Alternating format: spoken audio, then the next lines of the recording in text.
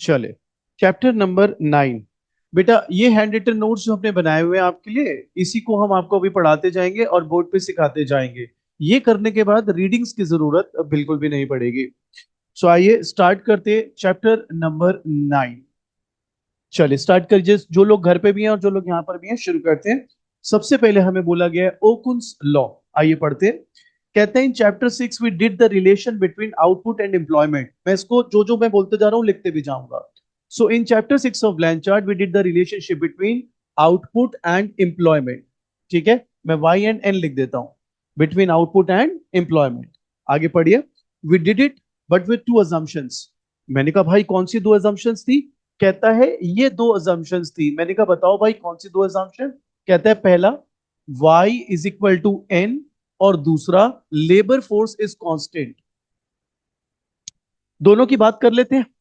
बच्चा कहता है सर अच्छा, y is equal to N कैसा था बताना जरा।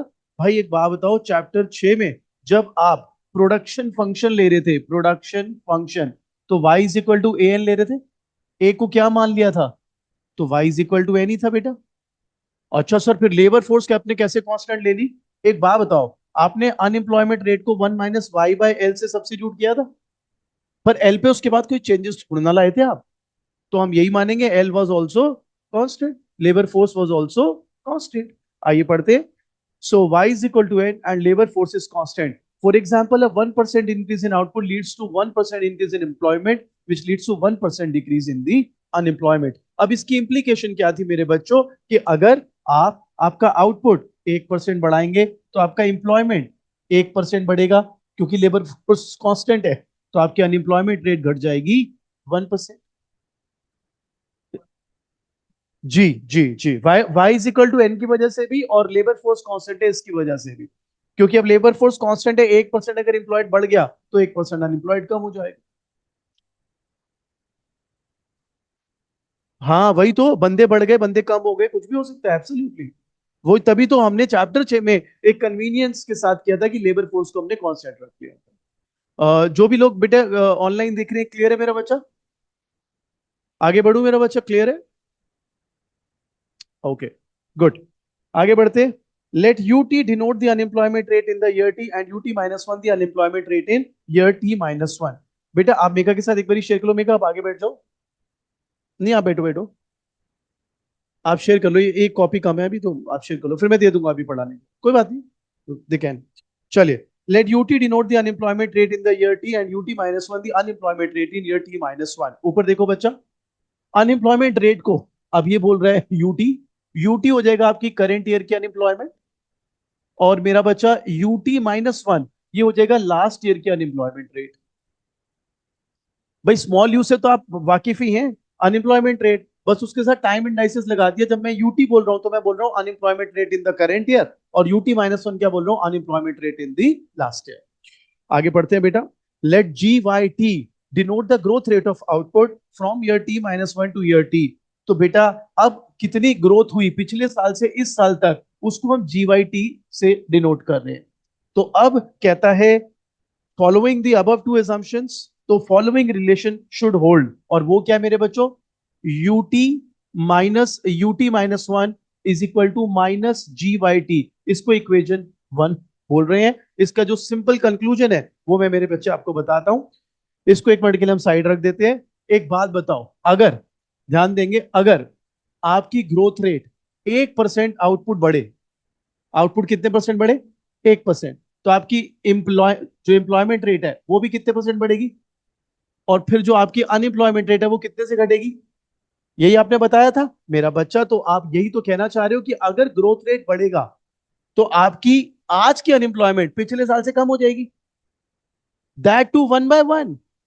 बात समझ रहे हो? ये इसलिए नेगेटिव रिलेशन है, किसमें? आउटपुट में और अनएम्प्लॉयमेंट में। समझ गए ये बात? देखो मेरा बच्चा, अगर आपका आउटपुट बढ़ेगा, ऐसे लॉजिक, इसको एक मिनट के लिए भूल जाओ। आउटपुट बढ़ेगा तो एम्प्लॉयमेंट बढ़ेगा, एम्प्लॉयमेंट बढ़ेगा तो अनएम्प्लॉयमेंट कम हो जाएगा। तो हम ये मानेंगे ना लास्ट ईयर से लेके इस ईयर में हमारी अनएम्प्लॉयमेंट कम हो गई। क्यों? क्योंकि लास्ट ईयर से इस ईयर हमारी आउटपुट ग्रोथ बढ़ गई। और उल्टा, अगर हमारी आउटपुट ग्रोथ कम हो जाती है तो हमारी अनएम्प्लॉयमेंट बढ़ जाएगी। क्यों? क्योंकि आउटपुट अगर कम होगा तो एम्प्लॉयमेंट भी कम होगा, एम्प्लॉयमेंट कम होगा तो अनएम्प्लॉयमेंट ज्यादा हो जाएगी। क्लियर सबको? श्योर हो? यहां तक क्लियर? विदिता यहां तक क्लियर बाबू? आगे बढ़े? चलिए। हाँ करा था हमने, लेकिन मैंने कहा एक बार ये नोट्स में से पढ़ लोगे ना तो एकदम फिर पूरा सील हो जाएगा मामला। है बेटा? एंड मतलब एम्प्लॉयमेंट, ई लिख लो कोई बात नहीं, एम्प्लॉयमेंट एम्प्लॉयमेंट। चलिए आगे बढ़ते हैं। So if output growth is से 4%, then the unemployment rate should decline by 4%. Contrast to this, the actual relation is something else. वो क्या है मैं भी बताता हूं। अब हमने रीडिंग्स को ऑब्वियसली फॉलो किया है नोट्स बनाते हुए। तो बेटा इसके अंदर हमने रीडिंग का जो एग्जांपल पकड़ा वो ये कहता है कि अगर तुम 4% की आउटपुट ग्रोथ करोगे पिछले साल से इस साल, तो फिर आपकी अनएम्प्लॉयमेंट पिछले साल से इस साल कितने कम हो जाएगी? 4%। यहां तक क्लियर एवरीबॉडी? श्योर? लेकिन आगे वो कहता है एक्चुअल लोकल लॉ ये है ही नहीं। हमने कहा यार अगर एक्चुअल लोकल लॉ ये नहीं है तो फिर हमें बताओ एक्चुअल लोकल लॉ क्या है। कहता है अगर एक्चुअल लोकल लॉ जानना है तो आपको इन अजम्पशन से पीछे छुड़ाना पड़ेगा। मैंने कहा कौन सी अजम्पशन? कहता है first y is equal to n और सेकंड l इज कांस्टेंट। मैंने कहा यार इससे पीछे छुड़ाऊंगा तो क्यों छुड़ाऊंगा, पहले रीजन दे। कहता है मैं रीजन भी दे रहा हूं कि मैं क्यों इन अजम्पशंस को अब नहीं मानूंगा, और उसके बाद जो रिलेशन बनेगा वो हम देखेंगे। आइए आगे बढ़ते हैं नेक्स्ट पेज। तो भाई साहब सबसे पहले हमने लिखा ये ओकुन भाई है कौन। ठीक है, हमने राम शाम ये बहुत देखे। आप जब से फर्स्ट ईयर में आए तो मैनक्यू सुन लिए, वेरियन सुन लिए, ये डॉन बुश सुन लिए। ये भाई ओकुन क्या है? ओकुन भी इकोनॉमिस्ट है सर। So the relation is named after Arthur Okun. Author नहीं, आर्थर, ARTHER, आर्थर ओकुन। ये इकोनॉमिस्ट भी थे, एडवाइजर भी थे प्रेसिडेंट कैनेडी को। कैनेडी का कहाँ का प्रेसिडेंट है? युगांडा का या कहाँ का था मतलब? USA। वाह, पूरा नाम पता है? John F Kennedy. क्या बात है। चलिए तो शुरू करते हैं एक्चुअल ओकुन्स लॉ। तो सबसे पहले बेटा एक्चुअल ओकुन्स लॉ जो है ना, वो इस इक्वेशन को मैं हाईलाइट कर देता हूं। वो इस प्रकार लिखा जाता है, UT-1 -0.4 GY, भी लिख दो कोई दिक्कत नहीं, -3%। इसको इक्वेशन 2 बोल रहा हूं मैं। अब यहां पर अगर आप नोटिस करोगे दो चीजें दिखेंगी आपको। एक, भाई साहब ये क्या है, और भाई साहब ये क्या है। आप कहोगे दो चीजें ऐसे मतलब ये और ये नहीं। दो चीजें ऐसे कि एक तो ये अलग एलिमेंट्स आ गए, इसके अलावा जीवाईटी तो यहां पर भी है, लेकिन जीवाईटी के आगे भी कुछ दिया हुआ है और जीवाईटी से पहले भी कुछ दिया हुआ है। और दूसरा सर ये नंबर्स कहां से उठा लाया आप? तो मैं दोनों चीजें क्लियर करता हूं आपके लिए। बेटा इसको कहते हैं G⁻Y। G⁻Y कह दो। इसको कहते हैं normal growth rate of output. Normal growth rate of output. ठीक है, ये क्या है मैं अभी बताता हूं। ठीक है, और ये बेसिकली एक फ्रैक्शन है जो ये बताता है कि आपका जब आउटपुट बढ़ेगा, जैसे अभी आपने पीछे क्या सीखा, अगर आउटपुट बढ़ेगा तो अनएम्प्लॉयमेंट उतने परसेंट ही कम हो जाएगी। यहां पर वो कह रहे हैं नहीं, अनएम्प्लॉयमेंट 1/141 नहीं जाएगी, जितनी ये वैल्यू होगी उतनी जाएगी। जैसे अगर 1% आउटपुट बढ़ता है आपका एक्स्ट्रा, तो आपकी अनएम्प्लॉयमेंट 1% से नहीं गिरेगी, 0.4% से गिरेगी। और उसकी रीजनिंग जो है वो हम बताते हैं। अब बच्चा कहता है सर ये 0.4 की वैल्यू, 3 की वैल्यू आप कहां से ले आए? ये यूएसए का एवरेज डेटा है जिसको स्कैटर्ड करके लिखा हुआ है। इनका जो मतलब है वो अभी मेरे को 5 मिनट दीजिए, फिर मैं आपको प्रूफ करता हूं। मैं पहले प्रूफ कर दूंगा ना तो रीडिंग पढ़ने में, नोट्स पढ़ने में मजा नहीं आएगा। मैंने रीडिंग के सीक्वेंस में बना रखा है। आओ जी आगे पढ़ते हैं। सो कहता है like equation 1, this equation also shows a negative relation between change in unemployment and output growth. बच्चा कहता है कैसे नेगेटिव? देख मेरा बच्चा, यहाँ पे भी नेगेटिव साइन था, यहाँ पे भी नेगेटिव साइन है। तो पिछला रिलेशन भी ये कह रहा था कि अगर आउटपुट बढ़ेगा तो अनएम्प्लॉयमेंट रेट कम हो जाएगा। ये रिलेशन भी ये कह रहा है आउटपुट ग्रोथ बढ़ेगा तो अनएम्प्लॉयमेंट कम हो जाएगा। लेकिन सर ट्विस्ट है इसमें। वो ट्विस्ट क्या है पढ़ो। कहता है but it differs from equation in 2 ways। अब इक्वेशन 1 में और जो ये हमारी सो कॉल्ड इक्वेशन 2 है, इसमें दो बड़े फर्क है। वो फर्क क्या है ये पढ़ते हैं। Annual output growth rate has to be at least 3% to prevent the unemployment rate from rising. This is because of two factors we have been neglecting so far: labor force growth and labor productivity growth. आइए इसके बारे में बात करते हैं। इसको हम side रख देते हैं अभी। मेरा बेटा ऊपर देखिए प्लीज, दिस हम्बल रिक्वेस्ट। आप बताइए ये जो normal growth rate of output है ये क्या है? इसको भी हम डिटेल में जाएंगे, एक्सप्लेन करेंगे। आप बताइए ये normal growth rate of output आपने वैल्यू कितनी ले रखी है? 3%। तो मैं एक जस्ट ऐसे ही रैंडम एक एक्सपेरिमेंट कर रहा हूं। अगर मैं लिखूं UT-1 -0.4 और मेरी actual growth rate of output last year से लेके इस साल तक कितने परसेंट है? 3। नॉर्मल ग्रोथ भी कितनी है? 3। Don't you people think UT-1 will be, यहां पे 0 हो जाएगा? और इन अदर वर्ड्स ये इसके बराबर हो जाएगा। यस और नो? अब इसका रिपरकशंस क्या है, इसके मतलब क्या है? इसका मतलब ये है मेरा बच्चा, if you want your unemployment rate to be constant, if you want your unemployment rate to be constant, तो फिर आपकी जो ग्रोथ रेट ऑफ आउटपुट है, नॉर्मल नहीं, actual growth rate of output है, that has to be equal to 3%। क्योंकि अगर आपने ये 3% का ग्रोथ रेट ऑफ आउटपुट कर लिया, जो normal growth rate of output के बराबर है, तो फिर आपकी अनएम्प्लॉयमेंट रेट जो लास्ट ईयर थी, इस साल भी क्या हो जाएगी? से। अभी भी यहां पर कुछ ऐसे पक्ष हैं जो आपके दिमाग में आ रहा होगा, sir normal growth rate of output क्या है, ये ऐसे वैल्यू से हम क्या प्रूव करना चाह रहे हैं? सब कुछ होगा, खिचड़ी को किनारे से खाना है बेटे, बीच में मुंह डालेंगे मुंह जल जाएगा। धीरे धीरे पहुंचता हूं वहां पर। अब पहले ये बताओ, जो मैंने रैंडम एग्जांपल पकड़ा, क्या ये एग्जांपल समझ आ गया? क्या ये एग्जांपल यही कहता है कि अगर मेरी actual growth rate of output 3% रही तो मेरी अनएम्प्लॉयमेंट कांस्टेंट रहेगी? यस और नो एवरीबॉडी? अब वो कह रहा है ऐसा किस वजह से है, तो कहता है ऐसा दो वजह से है। मेरे साथ सब लोग बोलो, labour force growth and labour productivity growth. Labour force भी ग्रो करेगी, लेबर प्रोडक्टिविटी भी ग्रो करेगी, ऐसा ही भाई साहब का मानना है। आइए के करके समझते हैं। अच्छा ये बताओ, इससे पहले तुम क्या मान के चल रहे थे? That labour force was constant. अब आप क्या कह रहे हो? नहीं नहीं, labour force will be growing, और साथ में ही लेबर की प्रोडक्टिविटी विल ऑल्सो। क्योंकि रियल लाइफ में तो लेबर फोर्स कभी कांस्टेंट रह नहीं सकती। और ये बहुत बढ़िया सवाल है। सर का सवाल है कि हमने पहले फिर क्यों पढ़ा? अगर रियली समझना था तो हम यही समझ लें। मैं आपको इसको एक एग्जांपल से बताता हूं। पहले सर का क्वेश्चन समझ लो। सर का क्वेश्चन ये है कि इसकी जरूरत क्या है। मैंने कहा यार, क्योंकि रियल लाइफ में यही होता है, लेबर फोर्स कांस्टेंट नहीं होती और लेबर प्रोडक्टिविटी ग्रो करती है। तो सर ने सवाल करा तो फिर सीधा ये कराते, चैप्टर 6 में वो क्यों करा दिया आपने कि ये कांस्टेंट रखे और ऐसे वैसे करो? तो मैं इसको दो तरीके से आपको जवाब देता हूं। पहला तरीका, आप बताइए, एप्पल किससे स्टार्ट होता है? ए से। तो आपने ए ही शुरू क्यों करा, सीधा एप्पल क्यों नहीं कर लिया? पहली बात, आप मेरा इशारा समझ रहे होंगे। दूसरा, मैं कुछ और जवाब देता हूं दूसरे तरीके से। बेटा पहले वो ये कह रहा है कि आपका एक बेसिक रिलेशन आपके दिमाग में आ जाए, चीजों को सिंप्लीफाइड रखकर, ताकि आपको एक स्ट्रक्चर क्रिएट हो जाए कि ओके, ये चीज होगी तो ये होगा, this is the cause, this is the effect. Once you get that, उसके बाद बाकी चीजें वो पिच इन करेगा कि भाई नहीं, अब मेन चीज वही रहेगी, लेकिन धीरे धीरे उसमें क्या क्या फर्क आ सकता है वो बताए। चलिए जी आगे बढ़ते हैं। बेटा आप ध्यान से समझेगा। कहता है to maintain a constant unemployment rate, employment must grow at the same rate as the labour force. बड़ी अच्छी बात है जी। कैसे, आइए इसको समझाते हैं। कहता है, ऊपर देख लो, कहता है अगर अनएम्प्लॉयमेंट रेट कांस्टेंट रखनी है, ठीक है, अगर अनएम्प्लॉयमेंट रेट कांस्टेंट रखनी है, पढ़ लेते हैं। To maintain a constant unemployment rate, employment must grow at the same rate as the labour force. तो कहता है जिस रेट पर लेबर फोर्स बढ़े, उसी रेट पर एम्प्लॉयमेंट रेट भी बढ़नी चाहिए, तभी अनएम्प्लॉयमेंट रेट कांस्टेंट रहेगी। बच्चा कहता है अरे it's too much of abbreviations, कोई रियल लाइफ एग्जांपल दो। रियल लाइफ एग्जांपल देता हूं, ध्यान से समझना सब लोग। आपकी लेबर फोर्स 100 है, कितनी है? 100।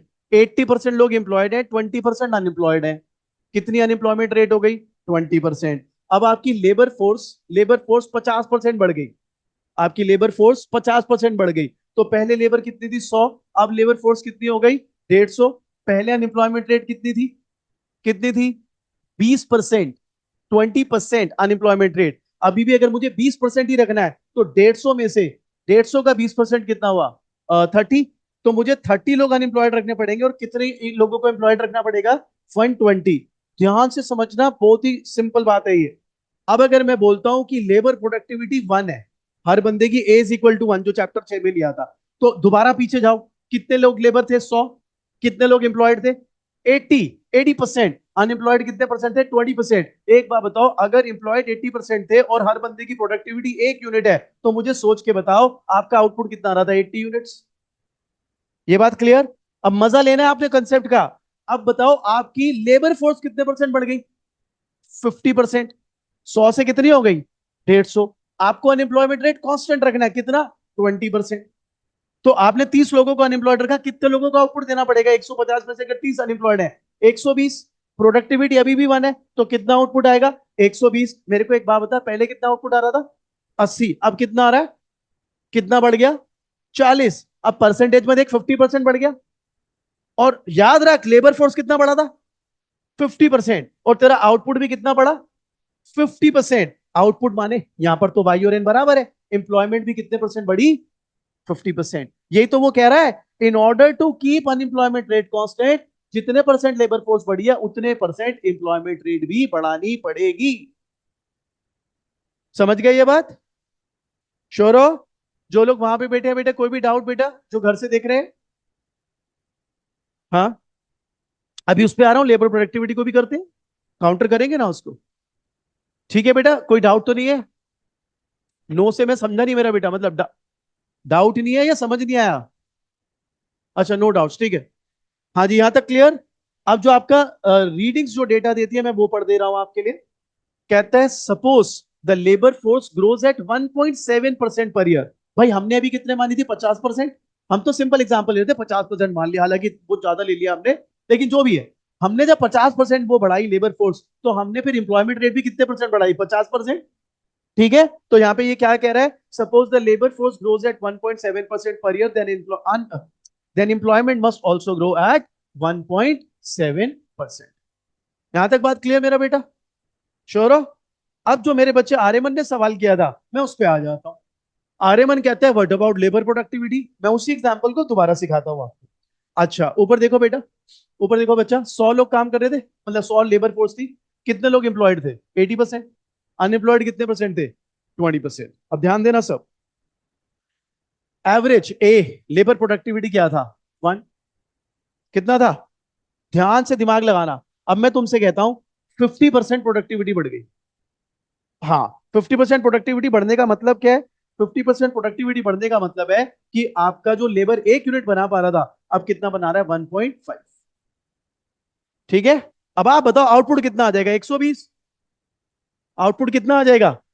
तो if you want unemployment rate to be at 20% and you want those 80 people to be employed, then output should not be 80 now, the output should now be 120। समझ आ रही है ये बात? आउटपुट बढ़ जाएगा आपका, बट उससे होगा क्या, आपकी employment rate 80%, unemployment rate 20%, that will remain same. आवाज आ रही है बेटा? तो हमने तो अनएम्प्लॉयमेंट रेट दोनों में ही कांस्टेंट रखा ना बेटा? नहीं, अगर मेरे को एक बार बताओ, मेरे को इसी केस में 80 आउटपुट चाहिए होता, 80 आउटपुट चाहिए होता, और एक बंदा 1.5 यूनिट बना के दे रहा है, ठीक है, तो मैं कम ले लेता और अनएम्प्लॉयमेंट बढ़ा लेता। क्यों क्यों क्यों नहीं, मेरे को डिमांड ही नहीं है उतने कोड की, तो क्या करूंगा इकोनॉमी रिसेशन में, तो क्या करूं? 10,000 रीजन हो सकते हैं अरे मन, वो तो। लेकिन यहां पर आपको अपना क्राइटेरिया स्ट्रेट रखना पड़ेगा भाई, what do you want, you want unemployment rate to be constant और you want output to be constant. हम यहाँ पे क्या मान के चल रहे हैं, अनएम्प्लॉयमेंट रेट कांस्टेंट रखेंगे भाई। अपने हिसाब से नहीं है मेरा बच्चा, मैं आपको इसमें एक लॉजिक बता रहा हूँ। लॉजिक वही, और अभी जब एंड में जब डॉट जोड़ोगे तो आपको लॉजिक बहुत अच्छा समझ भी आएगा। लेकिन अगर मैं स्टार्ट के लिए बोल दूं आपको लॉजिक, लॉजिक सिंपल ये है कि कोई भी इकॉनमी नहीं चाहेगी कि उसकी इकॉनमी में अनएम्प्लॉयमेंट बढ़े। कोई भी पॉलिसी मेकर ये नहीं चाहेगा अनएम्प्लॉयमेंट बढ़े। अनएम्प्लॉयमेंट बढ़ेगी, अनरेस्ट बढ़ेगा, उसके वोट कटेंगे। सारा खेल वोट्स का है सर। आप बताओ, आपको नहीं लगता ऐसी बड़ी सारी चीजें इंडिया की ही बात करें जो कैपिटल इंटेंसिव हो जानी चाहिए, लेकिन फिर भी लेबर इंटेंसिव है? जॉब मिल जाए बस। आज आप देख लो डाकिए, विद ड्यू रिस्पेक्ट, पोस्ट में कोई काम ही नहीं है उनका, लेकिन उनको हटा थोड़ा ना रहे हैं, बैठे हुए फ्री के तनख्वाह ले रहे हैं। कौन छुट्टियां भेज रहा भाई आजकल, मेट्रोपॉलिटन में तो कोई भी नहीं। सो हर चीज का एक लॉजिक है। देखो, आर्ग्यूमेंट तो for the sake of argument हम कुछ भी कर सकते हैं, लेकिन यहां पर बात यह है कि आपको पॉलिसी मेकर का दृष्टि देखना पड़ेगा, वो चाहे हिंदुस्तान में हो, चाहे पाकिस्तान में हो, चाहे वो यूएसए में हो। बढ़े आगे। जी, आप कुछ पूछ रहे थे मैम?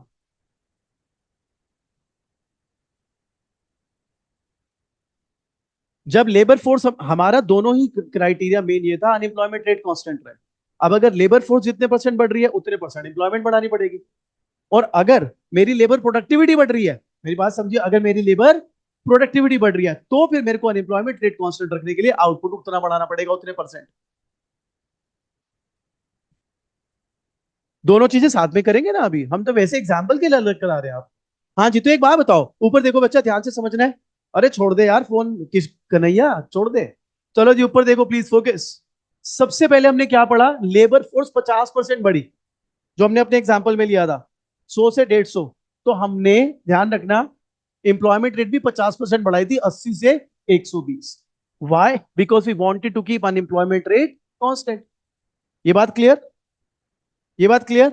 अब मेरे को एक बात बताओ, अगर मेरी लेबर प्रोडक्टिविटी भी 50% बढ़ी है, मेरी लेबर प्रोडक्टिविटी भी 50% बढ़ी है, don't you people think to keep unemployment rate constant मैंने आउटपुट भी 50% बढ़ाया? ठीक है। अब यहां पे आपका जो रीडिंग का डेटा है वो क्या कहता है, पढ़ो। कहता है if in addition labour productivity that is output per worker grows at 1.3%, this implies that output must grow at 1.3% also. तो पहले वाले में क्या था, ऊपर देख लो, ऊपर देख लो बच्चों, अगर लेबर फोर्स ग्रोथ बढ़ रही है, लेबर फोर्स ग्रो कर रही है एट सर्टेन परसेंट, तो मैंने क्या कहा था, employment must grow at the same rate. आप पढ़ सकते हो, ये देखो, employment must also grow at 1.7। और जब मैंने बोला लेबर प्रोडक्टिविटी 1.3% बढ़ रही है, और मैंने एग्जांपल में भी प्रूव करा, तब मैंने क्या बोला, output should increase by same percentage. ठीक है। तो इस केस में एक बात बताना, अपने रीडिंग वाले एग्जांपल में आपका लेबर फोर्स 1.7% पे ग्रो करा, वो एम्प्लॉयमेंट के साथ रिलेट कर दिया आपने। लेबर प्रोडक्टिविटी 1.3% बढ़ा, तो टोटल, अब अनएम्प्लॉयमेंट रेट अगर कांस्टेंट रखना है, तो टोटल आपके आउटपुट की ग्रोथ कितने परसेंट होनी चाहिए, 3%। वो 3% कैसे आया, 1.7 प्लस 1.3। हाँ, कोई भी नंबर ले लें, यस।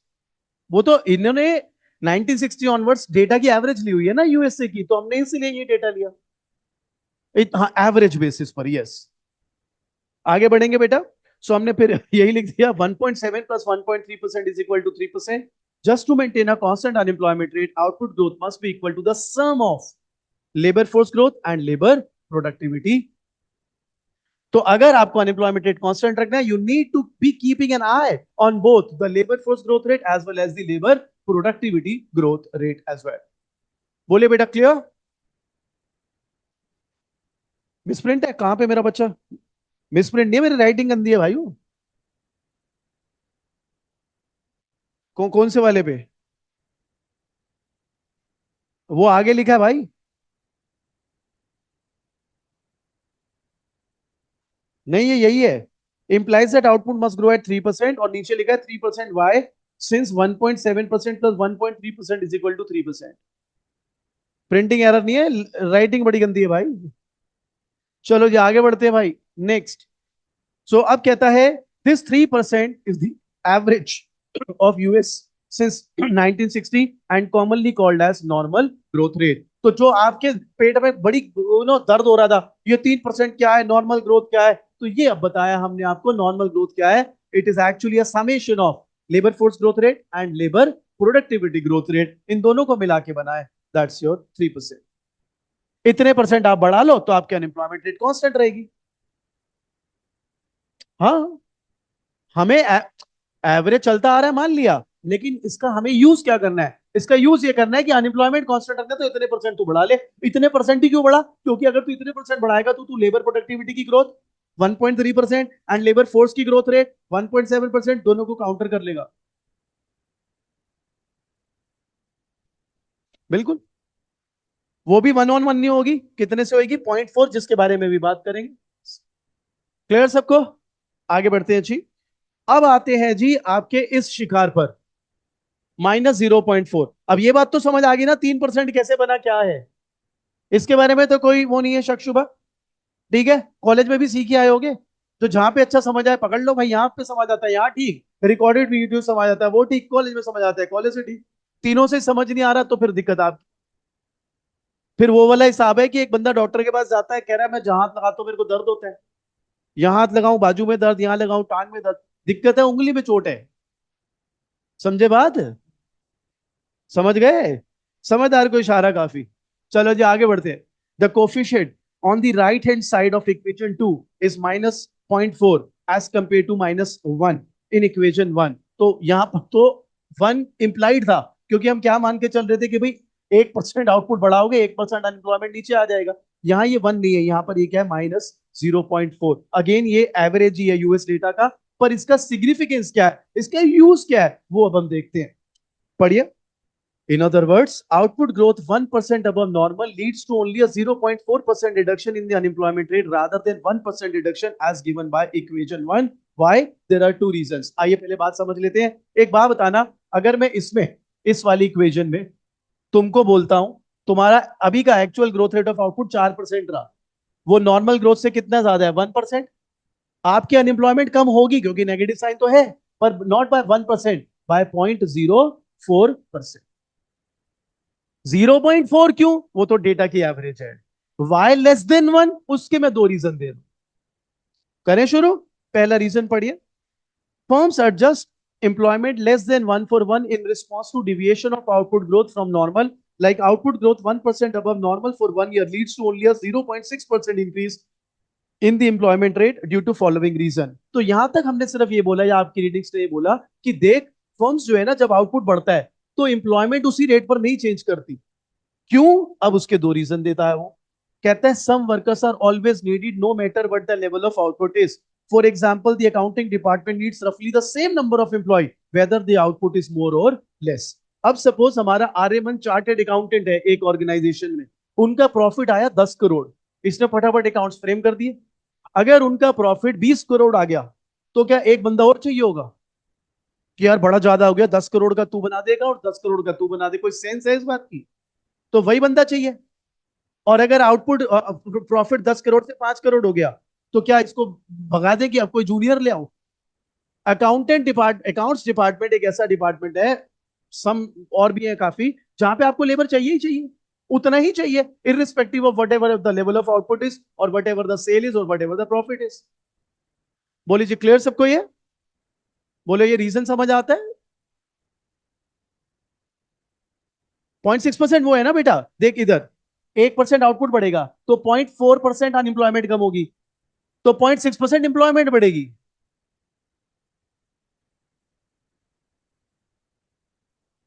नहीं, क्योंकि 1 for 1 नहीं है ना रिलेशन, वही तो समझाने की कोशिश कर रहे हैं। परसेंटेज है बाबू ये, it's not the exact number. Percentage में अगर 40% कोई चीज कम हो रही है टोटल में से, तो 60% बढ़ेगी ना। आउटपुट बढ़ा, आउटपुट बढ़ेगा तो एम्प्लॉयमेंट बढ़ेगी। ये रिलेशन ये कह रहा है कि एम्प्लॉयमेंट बढ़ेगी बट इतनी नहीं जितनी आउटपुट बढ़ा है। 60% बढ़ेगी एम्प्लॉयमेंट, क्योंकि 40% अनएम्प्लॉयमेंट आपकी कम होगी उसकी वजह से। अब एक लॉजिक समझते हैं, एक लॉजिक समझते हैं। आउटपुट बढ़ाया 10%, ठीक है, इसके मतलब नहीं है 10% ही मैं लोगों को भी बढ़ा दूंगा, लोगों को मैं 6% बढ़ा रहा इस डेटा के हिसाब से। क्यों? वो रीजन हम देख ही रहे। अब सेकंड रीजन पढ़ो। Another reason is that training new employees is costly, so firms prefer to keep current workers around rather than lay them off when output is lower and ask them to work overtime rather than to hire new employees when output is higher than normal. In bad times, firm in effect hoard labor. The labor hoarding that they will need them when times are better. This is why the behavior of firms is called labor hoarding. अब इसका मतलब क्या है? अगर output ज्यादा भी आ गया तो आप नए नहीं हायर करते, ज्यादातर टाइम आप कहते हो उन्हीं से ओवर टाइम करा लो, क्योंकि नए हायर करोगे, ट्रेनिंग दोगे, ये दोगे वो दोगे, बड़ी सरदर्दी है। और अगर कहीं आपका आउटपुट कम हो गया तो आप एकदम ले ऑफ भी नहीं करते एम्प्लॉइज को। आपको ये लगता है कि यार अभी ले ऑफ करूंगा, फिर जब मेरा अच्छा हो जाएगा सेल वगैरह, तो मेरे को फिर नए वर्कर रखने पड़ेंगे, उसमें अगेन मेरे को वो रिक्रूटमेंट, सिलेक्शन, ट्रेनिंग वो सब करना पड़ेगा, विच इज सरदर। बच्चा कहता है इसका कोई रियल लाइफ एग्जांपल दे दो ना। हाँ, मैं बिल्कुल दे देता हूँ रियल लाइफ एग्जांपल। एक बात बताइए, आपके आसपास के एक एग्जांपल लेते हैं, प्लीज फोकस करें। आसपास में किसी की कुल्फी वगैरह पसंद है आपको? कोई फेमस कुल्फी हो, आइसक्रीम या कुल्फी कहीं आसपास फेमस? कहाँ पे विदिता? चौधरी शक्तिनगर में? अच्छा, चलो। तो हमारी विदिता को चौधरी कोई है कुल्फी वाले, आइसक्रीम वाले, वो बहुत पसंद है। आप बताइए, आइसक्रीम की ज्यादा डिमांड सर्दी में होती है कि गर्मी में होती है? गर्मी में होती है, तो उसके एक सर्टेन एम्प्लॉयज होंगे। ये थोड़ा ना कि उनको वो सर्दियों में घर भेज देता होगा, होल्ड करके रखता होगा कि बाद में जब सीजन आएगा तो जरूरत तो पड़ती है इन लोगों की। समझ गए बात? जो समझदार होंगे वो हलवा वलवा बेच के निकाल लेंगे, उनका यूज कर लेंगे। लेकिन मुद्दे की बात है कि even if they are not that much usable for you in certain timings, you will not be laying them off, you will still be holding them कि चलो रख लेते हैं, काम तो आएंगे। नए रखेंगे तो फिर अलग वो सरदर्दी है। Clear sir? जो भी वहां पे भी देख रहे हैं ऑनलाइन भी, मेरा ध्यान थोड़ा इधर चला गया। यस बेटे, कोई भी डाउट? यहां तक कोई भी डाउट? परफेक्ट, आगे बढ़ते हैं बेटा। So an increase in the employment rate does not lead to 1 for 1 decrease in the unemployment rate. More specifically, a 0.6% increase in the employment rate leads to only a 0.4% decrease in unemployment rate. The reason is that labour force participation also increases. तो अब तक हमने देखा हमें labour भी चाहिए ही चाहिए, accounts department वाला एग्जांपल लिया, फिर दूसरा एग्जांपल लिया कि नए को रखेंगे, ट्रेनिंग व्रेनिंग देनी पड़ेगी, तो हम ले ऑफ नहीं करते, रखते हैं, और नए बहुत ज्यादा रखते भी नहीं है क्योंकि हम पुराने वालों से ओवर टाइम करा लेते हैं। अब जो एक और रीजन है क्यों ये 1 for 1 नहीं जाता, वो है लेबर फोर्स भी चेंज होती रहती है। ये थोड़ा सा ट्रिकी है, इसलिए ध्यान से रीड करें मेरे साथ। When employment increases, not all the new jobs are filled by the unemployed.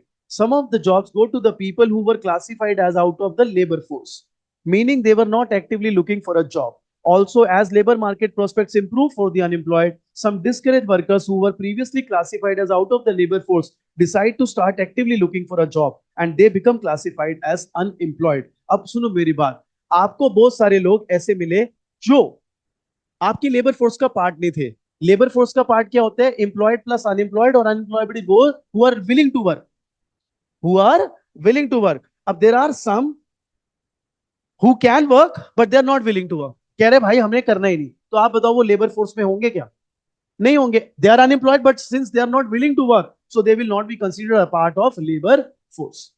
अब जैसे ही प्रोस्पेक्ट्स अच्छे हुए, पैसे वैसे अच्छे लगने लगे, तो इन्होंने कहा नहीं, now we are unemployed but we are also willing to.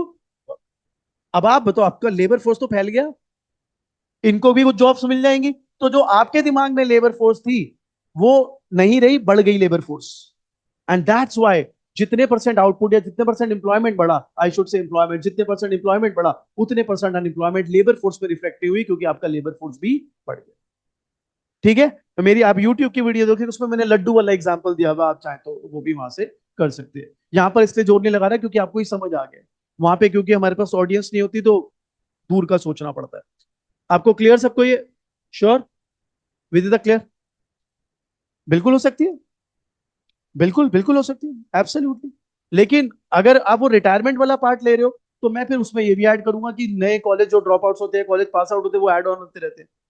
लेकिन यहां पर हम खाली स्पेसिफिकली उन लोगों की बात कर रहे हैं जो अनएम्प्लॉयड थे but were not willing to work, अब suddenly they are willing to work.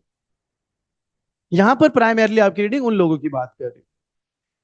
So now let's write equation 2 again. तो अब बेटा इक्वेशन 2 को जब हम लिखेंगे मेरा बच्चा, तो मैं यहां लिख देता हूं ut-1 जी वाई टी माइनस जी बार वाई टी, ये हो गई इक्वेशन 3।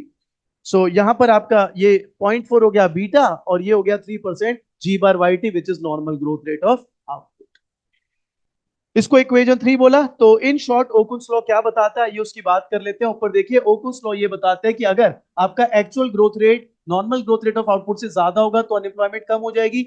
ये actual growth rate of output normal growth rate of output से कम होगा तो अनएम्प्लॉयमेंट बढ़ जाएगी। बोलो जी, यहां तक क्लियर? कोई भी डाउट है प्लीज पूछे, पक्की बात? चलिए आगे बढ़ते हैं जी। अब बात करते हैं जी फिलिप्स कर्व की। फिलिप्स कर्व को हम फटाफट खींच लेते हैं क्योंकि ये चैप्टर 8 में आप पकड़ के आ ही रहे हैं, करके आ ही रहे हैं।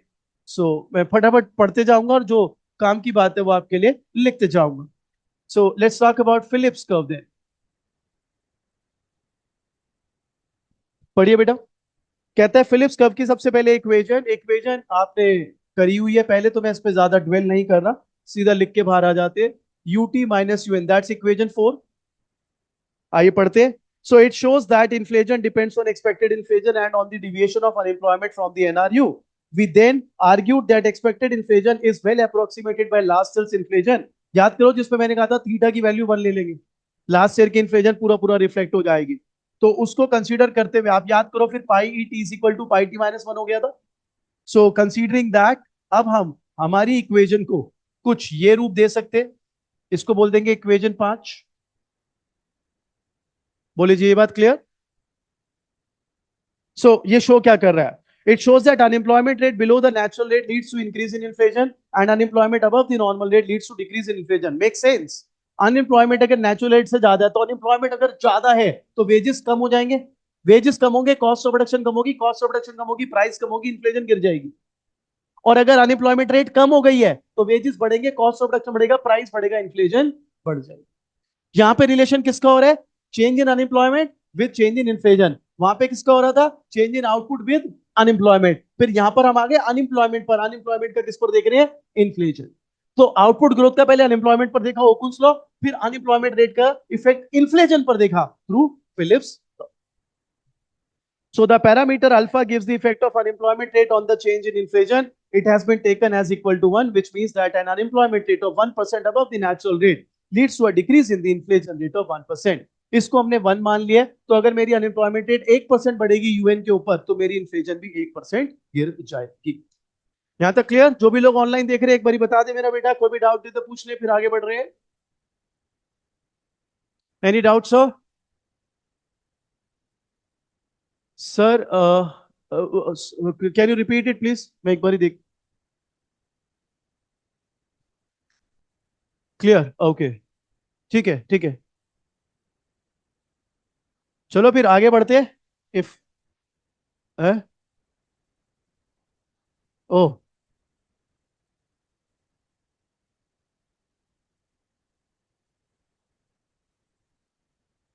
एक बार एक्सप्लेन. अच्छा, sure sure sure sir, sure sir. हाँ. क्या कर सकते हैं? हाँ, कोई बात नहीं. चले, अभी एक्सप्लेन करते हैं आपको ये. Meeting is about to over, तो मैं कह रहा हूँ रिज्यूम करके फिर करते हैं आपको एक्सप्लेन. बाकी जितने भी बच्चे यहाँ बैठे हैं, आप भी एक बार ये करिए वाली चीज. चले. तो निश्चय जी, आप मेरे से कह रहे थे कि एक बारी फ्लिप कर वाला दोबारा समझा दो. मैं ना आपको ये सारा रब करके एक चीज समझाता हूँ. आपको ना फिर जब मैं छोटा कर दूंगा ना इसको, तो आपके लिए बढ़िया रहेगा. मैं सिर्फ दो इक्वेशंस अपने पास रखूंगा, बाकी सारी इक्वेशंस हटा देता हूं. आपको समझाता हूं मैं क्या कहना चाह रहा हूं. चलिए, पहले ये दो इक्वेशंस देख लीजिए. आपको इसमें कोई डाउट है तो बताइए. ये हो गई आपकी ओकुन्स लॉ की, और रादर फिलिप्स कर्व की. और ये हो गई आपकी ओकुन्स लॉ की. ये क्लियर है? परफेक्ट. अब आपने वही माना था थीटा इज इक्वल टू 1, और उसके बाद आपने क्या कर लिया था, pi T minus 1 is equal to minus alpha U T minus U N. इसको इक्वेशन 5 बोल दिया था सर. ठीक है. अब आप कह रहे हो मेरे को एक बार ही बताओ आप क्या कहना चाह रहे थे, मैं बताता हूं मैं क्या कहना चाह रहा था. ऐसे समझो सब लोग. एक बार बताओ, अगर आउटपुट बढ़ेगा तो एम्प्लॉयमेंट बढ़ेगी कि नहीं बढ़ेगी? बढ़ेगी नहीं बढ़ेगी? हम उस पर लड़ाई नहीं कर रहे कि 1 on 1 है. हम कह रहे हैं चाहे 0%, 0.2% बढ़े, बढ़ेगी तो सही ना. ठीक बात. 1 for 1 नहीं बढ़ेगी मान लिया, लेकिन आउटपुट बढ़ेगा तो एम्प्लॉयमेंट बढ़ेगी. एम्प्लॉयमेंट बढ़ेगी तो अनएम्प्लॉयमेंट कम हो जाएगी. अनएम्प्लॉयमेंट कम होगी तो इन्फ्लेशन बढ़ जाएगी. यस और नो? अब ए बी सी. ए क्या है?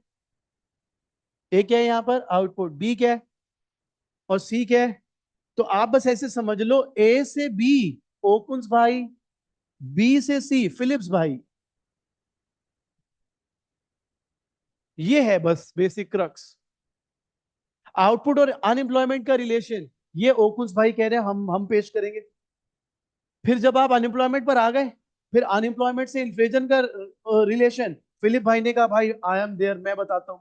ये है. Clear sir? सर का जिनका डाउट है. चलो ग्रेट, आगे बढ़ते हैं जी. सो अब आते हैं जी एग्रीगेट डिमांड रिलेशन. इसमें देखो, मैं आपको अंडर एस्टिमेट नहीं कर रहा, लेकिन इसमें ज्यादातर बच्चे गड़बड़ करते हैं. बच्चों को ना कम समझ आता है ये.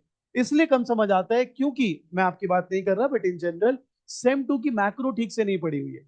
और अगर सेम टू की मैक्रो ठीक से नहीं पड़ी हुई ना, इसमें थोड़ा यूज होगा उसका. तो before I explain this to you, मैं एक छोटा सा दोबारा आपके लिए, हालांकि हम पहले भी कर चुके हैं, दोबारा से एक चीज सिखाता हूं.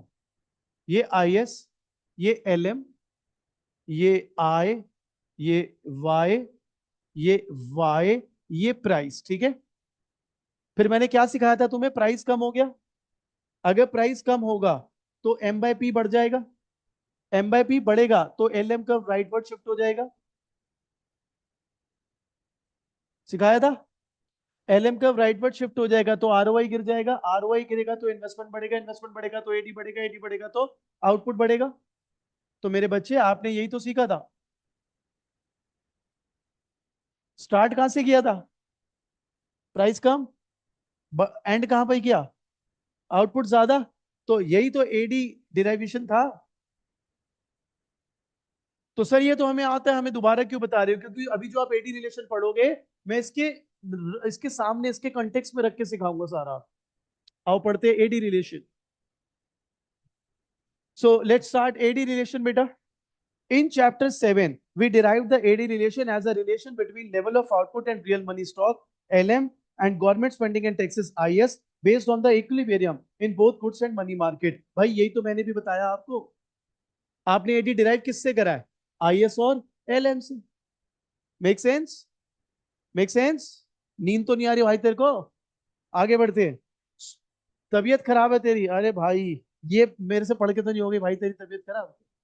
2 हफ्ते से खराब है, फिर ठीक है, कहीं मैं मेरे को पाप लगा रहा हूँ भाई तू। चलो जी आगे लगाते हैं। सो वाई टी, इसके एक फंक्शन दिए हुए हैं, M T upon P T, G T और T T. Now that we have added time indices which we did not in chapter 7 to focus on the relation between real money stock and output, we will ignore changes in factors other than real money here and write the AD relation simply as। अब सुन लो यहाँ पे उसने क्या बोला है। कह रहा है मैं सिर्फ रियल बैलेंस और आउटपुट में रिलेशन देखूंगा। बाकी चीजें जो आईएस को इन्फ्लुएंस कर सकती हैं, बाकी चीजें जो एलएम को इन्फ्लुएंस कर सकती है, मैं उसको नहीं देख रहा। मैं सिर्फ किसको देख रहा हूं? एम बाय पी, यानी रियल मनी बैलेंस। इसलिए अब आगे का जो रिलेशन है वो हम देख लेते हैं जी। Let's see. सो अब आपके पास रिलेशन आ गया, Y T is equal to log M T upon P T, gamma M T upon P T, ये लॉग की फॉर्म में minded. So where gamma is a positive parameter, this equation states that the demand for goods and output is simply proportional to the real money stock। ध्यान से पढ़ें। An increase in the real money stock leads to a decrease in the interest rate। भाई यही सिखाया था। Increase in the real money stock decreases the interest rate, यही तो पहले ही सिखा दिया मैंने आपको। ये तो नहीं है ये पढ़ के हम लिख रहे हैं, हमने पहले दिमाग में डाल दिया, इसको उसको यूज कर रहे हैं बस। Decrease in interest rate leads to increase in the demand for goods and therefore to increase in output। भाई यही तो करा मैंने। आरओआई घटाया, इन्वेस्टमेंट बढ़ा, एडी बढ़ाया, आउटपुट बढ़ गया। ठीक है। So equation 5 gives the relation between levels, the output level, the level of money and the price level। We need to go from this relation to a relation between growth rates। आगे बढ़ते हैं जी, page 51 के बाद 52। The growth rate of output, the growth rate of money and the inflation rate। अब यहां से खेल अलग शुरू हो जाएगा। Let GYT be the growth rate of output, let pi t be the growth rate of price level, the rate of inflation, and GMT be the growth rate of nominal money। तो अब log terms में equation जो हमने लिखनी है वो ये है, GYT growth, GMT minus pi T. हाँ जी बता दो, ये क्या बता रहा है? ग्रोथ किसकी? आउटपुट। ये किसकी बता रहा है? Nominal money supply. और ये किसकी बता रहा है? इन्फ्लेशन। माइंडेड ये लॉग टर्म्स में है। लॉग टर्म्स में क्यों है अभी एंड में जब आपको इसको रिलेशन बनाओगे तो समझाता हूं। If nominal money exceeds inflation, real money growth is positive and so is the output growth. If nominal money growth is less than inflation, real money growth is negative and so is the output growth. सुन लो बेटा ध्यान से, ऊपर देखो बच्चा। अगर nominal money growth 8% है, कितने परसेंट है? और इन्फ्लेशन 6% बढ़ी है, कितने परसेंट बढ़ी है? 6%। तो आपने भी कितना परसेंट एक्स्ट्रा बढ़ा रखा है? 2%। तो आपका रियल मनी 2% बढ़ जाएगा, रियल परचेसिंग पावर, और आउटपुट भी 2% बढ़ जाएगा। ये आपकी रीडिंग जो समझाती है ना, बिल्कुल कूड़ा है, कूड़ा, रद्दी। मैं भी आपको एक चीज से सिखाता हूं, फिर आपको समझ आएगा ये है क्या। बस एक एक पैराग्राफ पढ़ देता हूं, उसके बाद इस कूड़े को बाहर करते हैं। रीड करो एंड में क्या लिखा है। In other words, given inflation expansion in monetary policy leads to high output growth. ये मैं आपको सिखाता हूं अपने स्टाइल से। चलो जी ध्यान लगाना सर। ये जो मैं आप बताऊंगा ये आपको ये रीडिंग में नहीं मिलेगा, लेकिन जो रीडिंग कह रही है वो ये करे बिना जस्टिफाई नहीं कर सकते सर। चले बनाए। ये वाला जो मैं बना रहा हूं ये आप अपनी सहूलियत के लिए बनाना चाहे तो बना ले, नहीं तो मर्जी आपकी। और मेरी बात को ऐसे अदरवाइज मत लेना, मैं जो कूड़ा वर्ड यूज कर रहा हूं, मेरे को पता है क्या है, एज अ स्टूडेंट मेरे को चीज समझाओ। ये थोड़ा ना रिलेशन लिख के भाग गए कि ये ऐसा है तो ऐसा है। मैं मैथ्स की क्लास थोड़ा ना पढ़ रहा हूँ। मेरे को कोई लॉजिक तो दो, कैसे रियल लाइफ में हो रहा है वो तो बताओ। तो मैं वो आपको बताने की कोशिश कर रहा हूं। चलिए देखिए। ये है एग्रीगेट डिमांड, ये है एग्रीगेट सप्लाई, ये है y is equal to Y N, और ये है p is equal to PE. ठीक है। old wine in a new bottle, but this new bottle will suit your purpose a lot. नीचे ले गया मैं, y is equal to yn is lm I. ठीक है, ठीक है, चले। जो ऑनलाइन देख रहे हैं बताइए यहां तक क्लियर? बोलिए सर क्लियर है यहां तक? अब मजा लीजिए। अब सपोज गवर्नमेंट ने लगाई एक्सपेंशनरी मॉनेटरी पॉलिसी, यानी नॉमिनल मनी ग्रोथ बढ़ा दी, नॉमिनल मनी ग्रोथ बढ़ा दी। ऊपर देखो, ऊपर देखो, सपोज बढ़ा दी 8%। कितने परसेंट बढ़ा दी? 8%। ऊपर देख लो भाई, जैसे ही होगा तो एम बाई पी बढ़ जाएगा। बोलो, जैसे एम बाई पी बढ़ा, प्राइस कंसीडर करना है कर ले, तेरी मर्जी है, नहीं करना मत कर। एलएम शिफ्ट हो गया, क्योंकि मेरे को सिखाना कुछ हो रहा है अभी तेरे को। यहां तक क्लियर? ध्यान से समझो। अब प्लीज फोकस एवरीबॉडी। ये यहां पर आ गए आप, ए से बी, y1, y1 ए से बी, यहां से दिखा दिया, एडी शिफ्ट हो गया। बोलो क्लियर? अब आप कहां पर हो? यहां पर, ठीक है। जो सिखा रहा हूं ना, मजा लूट इसका। अब बता, ये जो प्राइस बढ़ा, इन्फ्लेशन बढ़ गई, एक ही बात है। सपोज ये बढ़ गई 6%। कितने परसेंट बढ़ गई?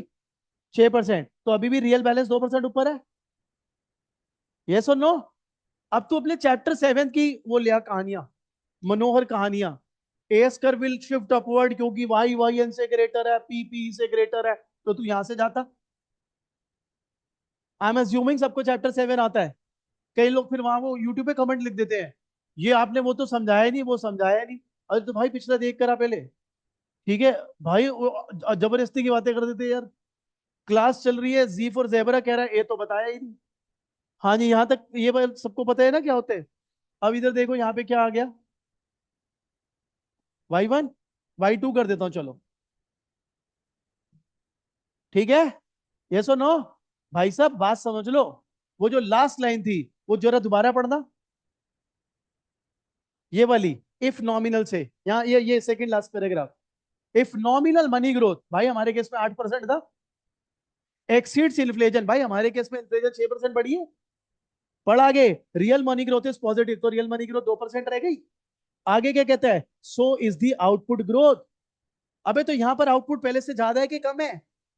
एक्चुअल तेरे को जो इक्विलिब्रियम पे आउटपुट अब मिल रहा है, वो कौन सा मिल रहा है? सी पर आउटपुट पहले से कम है या ज्यादा है? इसको बोलेगा 2% आउटपुट बढ़ गया। और ये कब तक चलता रहेगा बता? देखो बता, जब तक ये पूरा प्राइस 8% ना बढ़ जाए। तो जब तक वो 8% नहीं बढ़ रहा, तब तक real money balance will be positive. जब तक real money balance is positive, output की ग्रोथ होगी। ये भाई सब इक्वेशन लिख देते हैं, ऐसे कर लो, ऐसे कर लो, ऐसे कर लो, फिर बच्चों कहते हैं इको तो बड़ी मुश्किल है यार।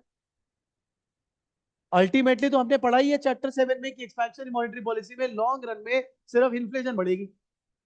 तभी आपको कॉलेज में एक टीचर बार बार टर्म बोलेगा, inflation is always and everywhere a monetary phenomena.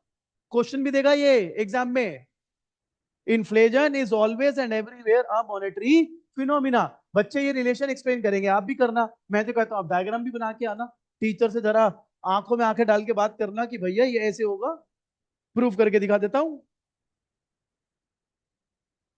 हम वहां पर ये बोल रहे थे चैप्टर 7 में कि शॉर्ट रन में हमारा आउटपुट कम भी हो सकता है, ज्यादा भी हो सकता है, depending on the policy making, लेकिन मीडियम रन में या लॉन्ग रन में बराबर आ जाओगे। यहां पर हम कंटेक्स अलग देख रहे हैं। हम ये देख रहे हैं कि जो शॉर्ट रन में हमारा आउटपुट बढ़ा, अगर मॉनिटरी एक्सपेंशन हुआ है तो वो किस वजह से और कितना बढ़ रहा है। तो हमने क्या बोला कि 8% तुमने सपोज मनी सप्लाई बढ़ाई, प्राइस सपोज इन्फ्लेशन कैच हुई 6%, तो अभी भी 2% एक्स्ट्रा है। वो 2% एक्स्ट्रा एंटाइज करेगा प्रोड्यूसर को टू इंक्रीज आउट। अब मैं इसको एक और तरीके से समझाता हूं, इसको कहते हैं फूलिंग मॉडल। फूल बनाऊं आप लोगों को? बनाऊं, बेवकूफ बनाऊं?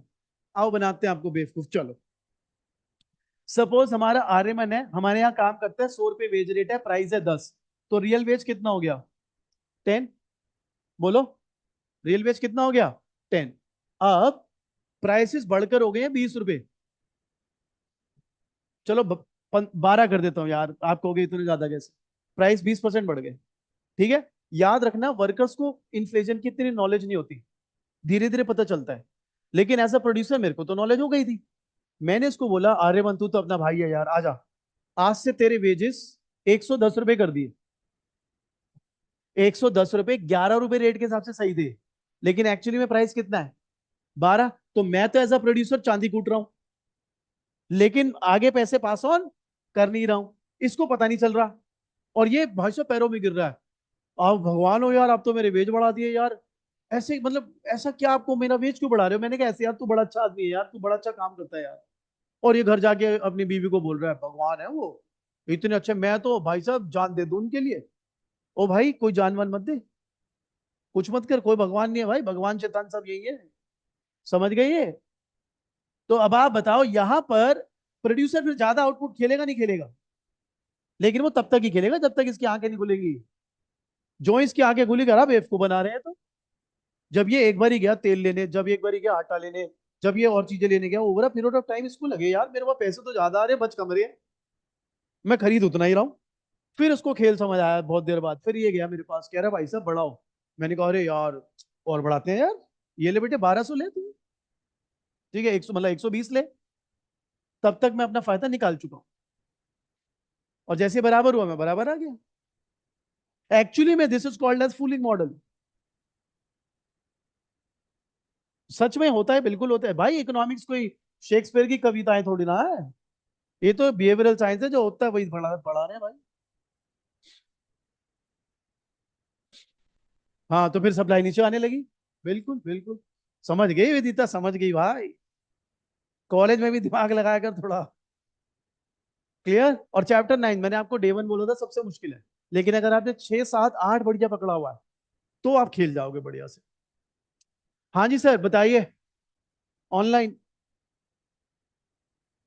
क्लियर है सर? किसी को फोटो वगैरह खींचने तो खींच लो भाई, बनाने में तो टाइम लग जाएगा ना, फोटो ही खींच लो चाहिए।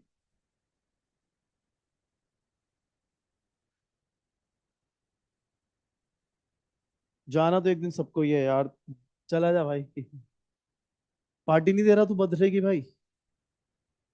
है, नवरात्रे चल रहे हैं, तो फिर तू भी मत बना बर्थडे, नवरात्रे चल रहे हैं तो फिर किस लिए जा रहा है तू, शॉपिंग किस बात की कर रहा है फिर? जा भाई तू जा, कंजूस आदमी है यार तू तो, क्या ही देता यार, मैं कौन सा आ रहा था यार। 13 तारीख को? 13 तारीख को क्या है?